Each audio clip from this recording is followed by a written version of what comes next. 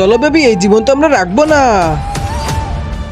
প্রিয়া, আমি তোমাকে অনেক বেশি ভালোবাসি। আরে আমিও তো তোমাকে অনেক বেশি ভালোবাসি, কিন্তু আমাদের পরিবার তো আমাদেরকে এক হতে দিবে না। যদি আমরা দুজন এক না হই তাহলে আর কারোরই হতে দেব না। আরে তুমি কাকে খুঁজতেছো?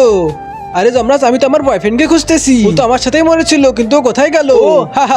ও এখনো বেঁচে আছে, ও তো নদী থেকে উঠে চলে গেছে। ও আমাকে ধোকা দিয়েছে, আমি তো ওর বদলা নিয়েই ছাড়বো। যমরাজ প্লিজ আমাকে পৃথিবীতে একবার পাঠিয়ে দিন, আমি ওর বদলা নিয়েই ছাড়বো। মহারাজ প্লিজ আমাকে পাঠিয়ে দিন, পাঠিয়ে দিন মহারাজ। দেখুন বেচারি কত সুন্দর।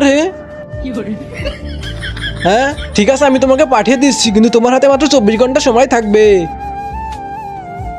আই লাভ ইউ প্রীতি, আমি তোমাকে অনেক ভালোবাসি। আর আমাকে? হ্যাঁ প্রিয়া, তুমি বেঁচে আছো? হ্যাঁ, কিন্তু তুমি বাঁচলে কিভাবে? তুই যেভাবে বেঁচেছিস ওইভাবে। প্রিয়া আমাকে মাফ করে দাও, আমি এরকম করতে চাইনি। ঠিক আছে, মাফ করে দিলাম। হ্যাঁ মাফ করে দিয়েছো, কারণ আমি তোমাকে এখনো ভালোবাসি। I am sorry Riya, I love you, আমি তোমাকে অনেক ভালোবাসি। I love you too. তুমি আমাকে ধোকা দিলে। হ্যাঁ, আমার বদলা পূরণ হয়েছে।